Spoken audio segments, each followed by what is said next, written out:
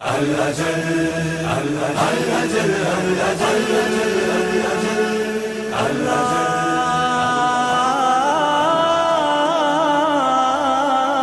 اللهم عجل وليك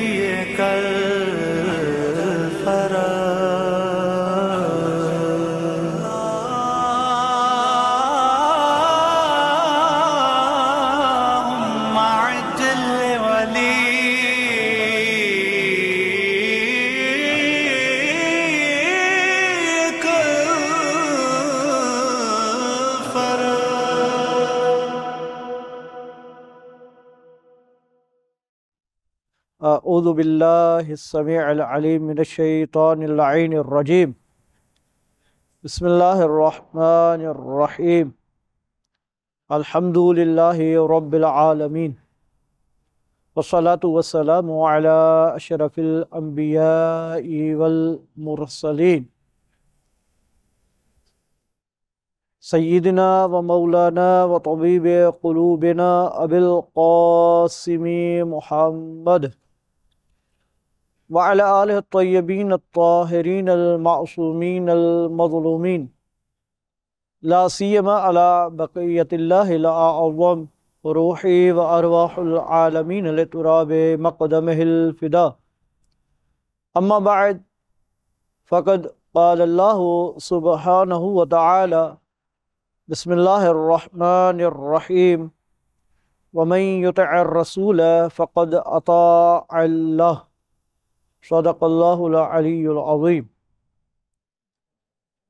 سب سے پہلے تمام ناظرین حضرات کو اس عبد حق بندہ خدا کی طرف سے سلام عرض۔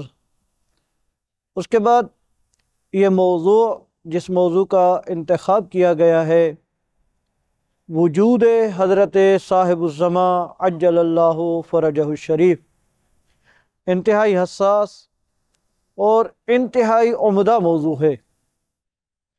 وجود حضرت ولی النعمہ صاحب الزمان امام وقت فرزند رسول رب العالمین کی طرف سے منسوب شدہ حجت پر بہت سارے طرق، بہت سارے طریقوں سے استدلال کیا جا سکتا ہے۔ فطرت سے استدلال کیا جا سکتا ہے، عقل سے دلیل قائم کی جا سکتی ہے، قرآن مجید گواہ ہے، سنت رسول بھری پڑی ہے، احادیث ائمہ ہر امام نے خبر دی ہے۔ اگر ہم عقل سے ابتدا کریں تو عقل کہتی ہے کہ ہر دور میں کسی نہ کسی ہادی کا ہونا ضروری ہے۔ اصلاً اگر ہادی ہو، ہدایت کا سامان، جب خداوند عظیم نے کہا ہے کہ قیامت کے روز میں آپ سے پوچھوں گا کہ آپ نے کیا انجام دیا اور کیا نہیں انجام دیا، اور خداوند عظیم کی طرف سے ہدایت کا سامان فراہم نہ کیا گیا ہو، ہادی کا انتظام نہ کیا گیا ہو، تو یہ اصلاً رب العالمین پر اعتراض وارد ہوتا ہے، اعتراض آتا ہے، جس وجہ سے ضروری ہے کہ ہر دور میں، ہر زمانے میں کسی نہ کسی ہادی کا ہونا موجود ہو۔ رسول اسلام کے زمانے میں رسول اسلام تھے، ان کے بعد یہ امامت کا سلسلہ چلتا آ رہا ہے۔ اگر اس دور میں فرض کر لیا جائے کہ کوئی حجت خدا نہیں ہے تو نظام ہدایت میں خلل آتا ہے، یعنی خداوند عظیم پر اعتراض آتا ہے۔ دوسرے نمبر پہ، اور خود قرآن مجید اس بات کا گواہ ہے، ان علینا للہدی، ہدایت کی ذمہ داری ہماری ہے۔ یعنی اگر خداوند عظیم ہدایت کی ذمہ داری اٹھاتا ہے اور ہادی نہیں بھیجتا تو یہ نقص اس کی طرف سے ہے۔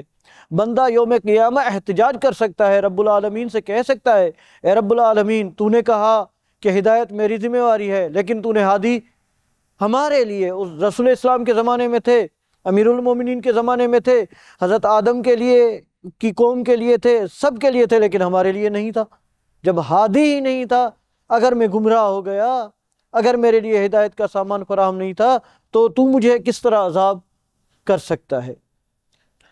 دوسرے نمبر پہ رب العالمین ہم سے مطالبہ کرتا ہے اطیعوا اللہ و اطیعوا الرسول ومن یطع الرسول فقد اطاع اللہ، اطاعت رسول ہی اطاعت خدا ہے۔ کیوں؟ کیونکہ اس وجہ سے کہ خداوند عظیم کوئی جسم نہیں رکھتا، جسم و جسمانیت سے پاک ہے، جسم کے تمام شؤونات اور افعال سے رب العالمین جب پاک ہے تو ضروری ہے کہ ایسی کوئی ہستی ہو جس کی اطاعت اللہ کی اطاعت کہلائے۔ اچھا، جب رسول اسلام موجود تھے تو ان کی اطاعت اللہ کی اطاعت کہلاتی تھی۔ اس زمانے میں کس طرح کوئی بندہ اللہ کی اطاعت کرے؟ ظاہر بات ہے کہ کوئی حجت خدا ہونے چاہیے۔ تیسرے نمبر پہ، جس طرح رسول نبی اس وقت مسئول ہے جس وقت امت کے درمیان ہے کہ ان کے لیے ہدایت کا سامان فراہم کرے، ان کو گمراہی سے بچائے، اسی طرح مستقبل کے بارے میں بھی مسئول ہے، اس سے سوال کیا جائے گا۔ قرآن مجید گواہ ہے اس بات کا۔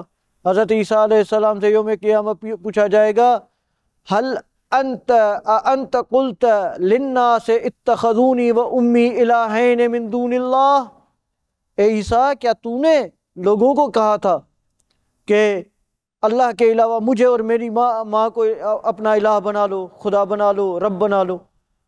تو حضرت عیسیٰ یہی جواب دیں گے کہ جب تک میں ان کے درمیان تھا تو میں نے انہیں منع کیا تھا، لیکن جب اس رجعت کے بعد تو نے مجھے واپس اپنے پاس پلٹا لیا تو میں ان کے درمیان نہیں تھا، تو ہی ان پر حفیظ و نگہبان تھا، تو ہی جانتا ہے کہ وہ کیا کرتے رہے۔ یعنی یہ مستقبل کے بارے میں حضرت عیسیٰ علیہ السلام سے سوال کیا جا رہا ہے کہ جب کیا تم نے نہیں کہا تھا؟ تو حضرت عیسیٰ علیہ السلام کہیں گے کہ میں نہیں تھا، جب نہیں تھا میں ان کو بتا کے آیا تھا کہ توحید کے بارے میں، عدل الہی کے بارے میں تمام جزئیات سمیت واضح کر چکا تھا، پھر بھی اگر کوئی اس مصیبت میں مبتلا ہے تو اس کا اپنا قصور ہے، میں نے ہرگز بھی ان کو نہیں کہا۔ اور اسی طرح رسول اسلام بھی مسئول ہیں کہ رسول اسلام جس طرح اس وقت ہدایت کا انتظام لوگوں کے لیے کر رہے ہیں، تو یہ جو ہدایت کا سلسلہ ہے نبی پاک جانتے ہیں وہ خاتم الانبیاء ہیں، خاتم النبیین ہیں، یہ سلسلہ ہدایت تا قیامت چلتا رہے گا، تو ان کے اوپر ذمہ واری ہے خداوند عظیم کی طرف سے کہ وہ ہدایت کا انتظام کر کے جائیں۔ یہی وجہ ہے کہ تمام انبیاء آنے والے انبیاء کے بارے میں خبر دیتے رہے ہیں۔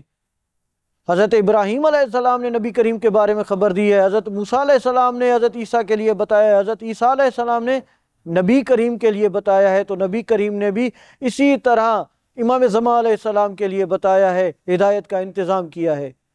وہ اس طرح کیا ہے، کبھی کہا کہ جو مر جائے من مات ولم یعرف امام زمانہ مات میتۃ جاہلیہ، امام زمانہ کی معرفت نہ رکھتے ہوئے کوئی مر جائے تو وہ جاہلیت کی موت مر جائے گا۔